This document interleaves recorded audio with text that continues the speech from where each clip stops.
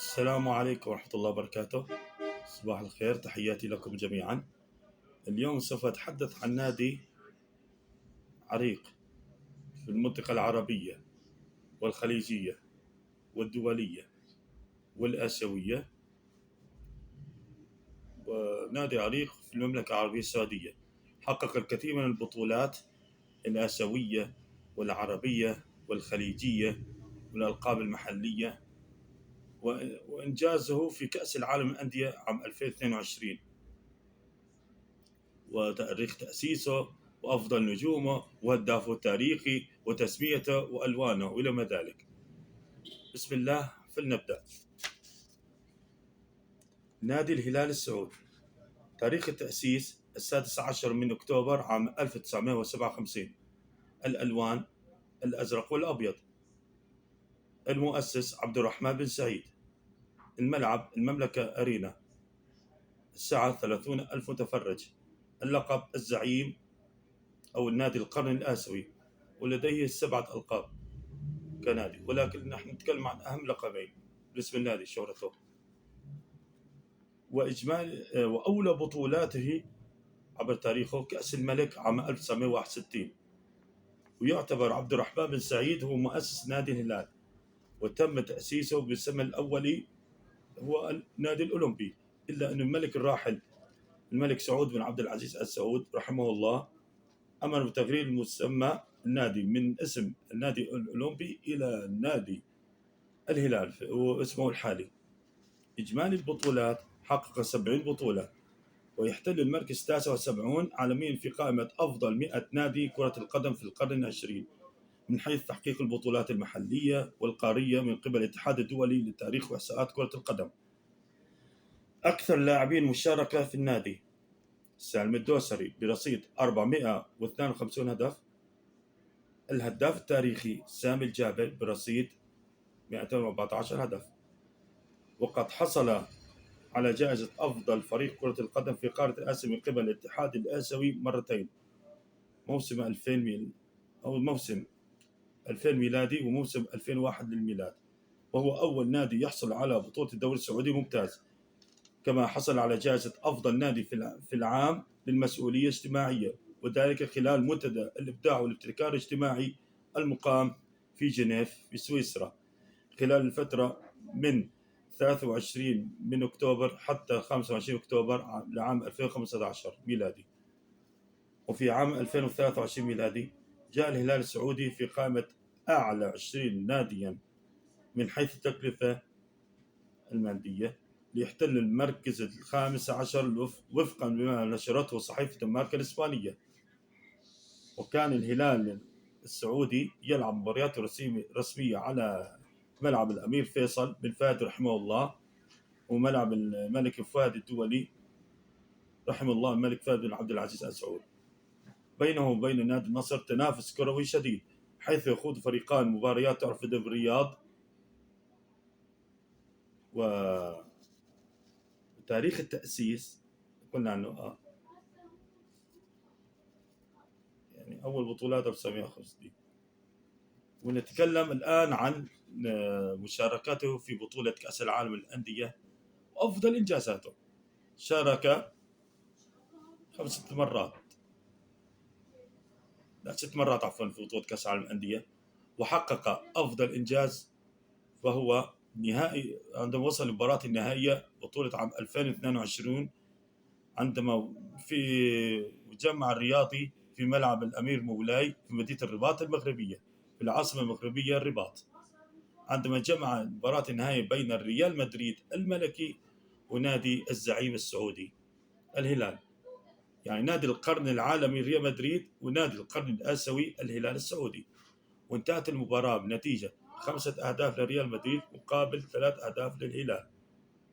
وقدم النادي الهلال السعودي لمسات فنية جميلة وواضحة، وكاد أن يصل إلى ابتغاء اللقب العالمي، ولكن قدر الله ما شاء فعل، لأن ريال مدريد في ذلك الوقت نادي كبير وقوي وعريق، يعني يحقق كل شيء. ريال مدريد نادي عريق وله إنجازاته بطولاته سمعته وصيغته الآسيوية، يعني حقق كل شيء في هذه البطولة العالمية. وعلى كل حال، وإن شاء الله يا رب ذات يوم أن نرى نادي الهلال السعودي يرفع بطولة كأس العالم للأندية، عندما تغير من قبل 4 مواسم من دوري سعودي ممتاز إلى دوري روشن، أصبح الدوري السعودي تنافسي جميل وشديد، ويزداد قوة ويزداد شهرة ويزداد مهارة ويزداد قيمته التسويقية ما شاء الله. يعني ازداد ما شاء الله يعني ل 150 مليون يورو تقريبا، ويزداد. قبل موسمين بحكي 150 مليون يورو، يعني يزداد القيمة التسويقية للدوري روشن، كل ما باله وقتا يزداد ويزداد، وما شاء الله، وإن شاء الله للأمام. والحمد لله إن شاء الله سوف يحصل على تنظيم مونديال عام 2034. المملكة العربية السعودية سيقدم لنا نسخة استثنائية في كأس العالم، وإن شاء الله سيكون نسخة استثنائية يفرحنا كعرب كمسلمين إن شاء الله، إن شاء الله في مونديال 2034. وسيكون لدينا بإذن الله تعالى لاعبين كثيرين من العرب والأفارقة والأجانب وأمريكا الجنوبية، ونتمنى يا رب ذات يوم أن نرى لاعبين أردنيين سوريين فلسطينيين لبنانيين من بلاد الشام يتألقون في ملاعب السعودية. يعني لاعبين أردنيين بالذات، لأنهم بعد الوصول التاريخي للمونديال كنت أتمنى أن يطلقوا عروض بالدوري روشن، ولكن لم يحصل للأسف، وقد الله ما شاء فعل. ونرجع إلى موضوع الهلال، الألقاب والأوسمة.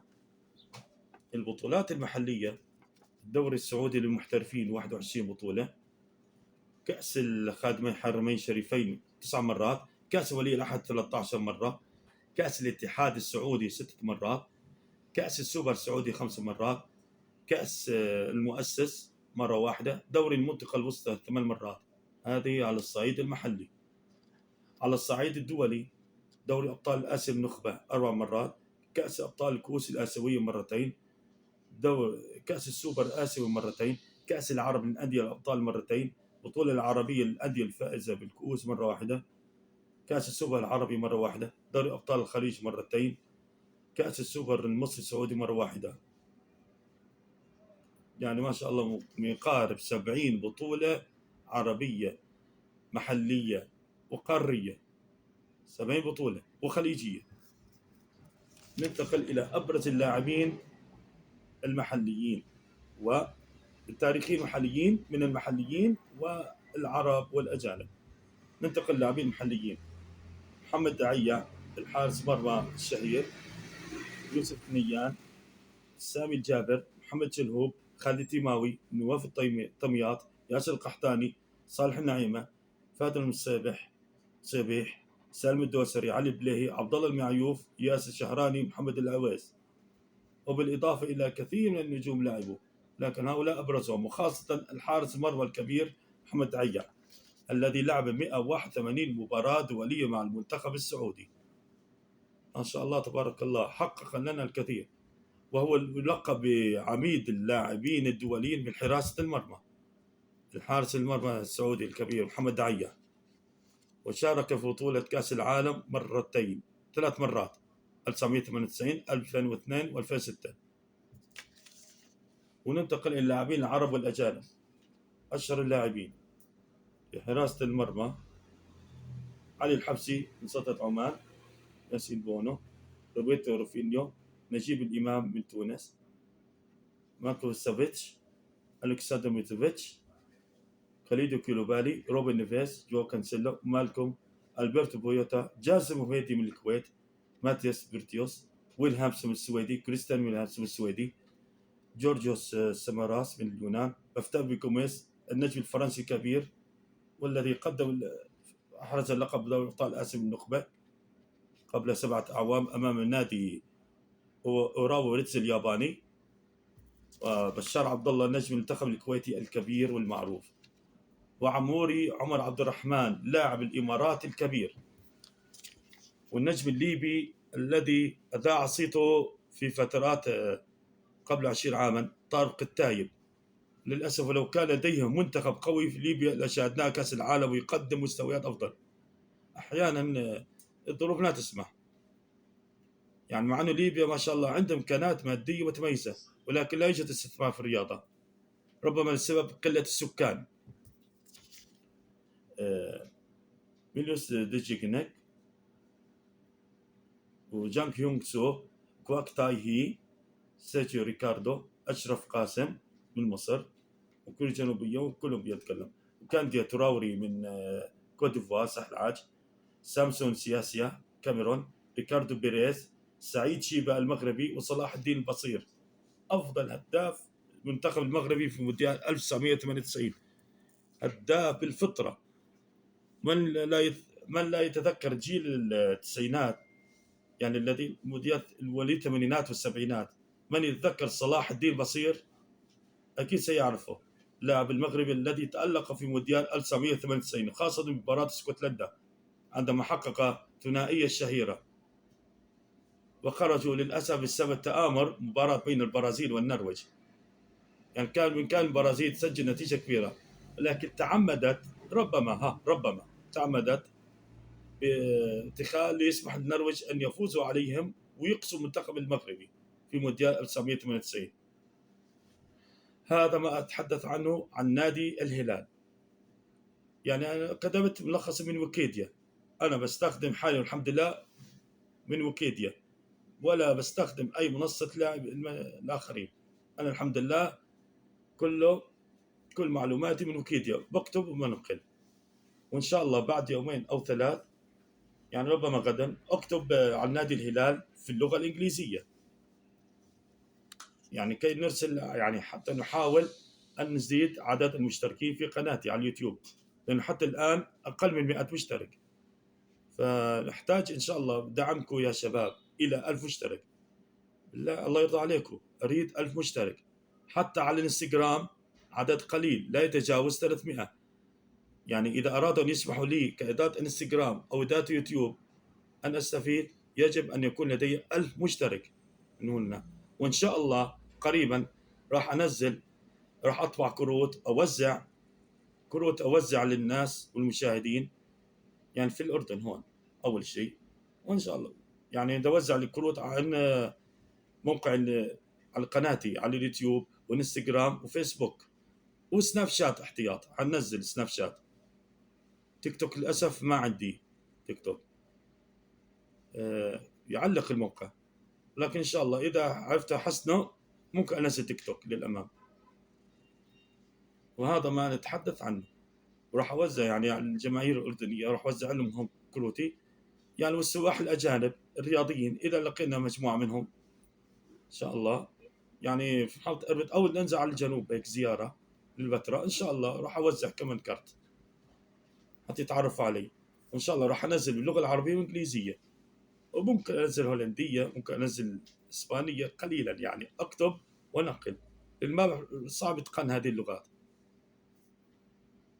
يعني أهم شيء اللغة العربية اللغة الأم واللغة الإنجليزية العالمية، وراح أنزل إسبانية وهولندية، وراح أستخدم إن شاء الله قريبا نظام مترجم.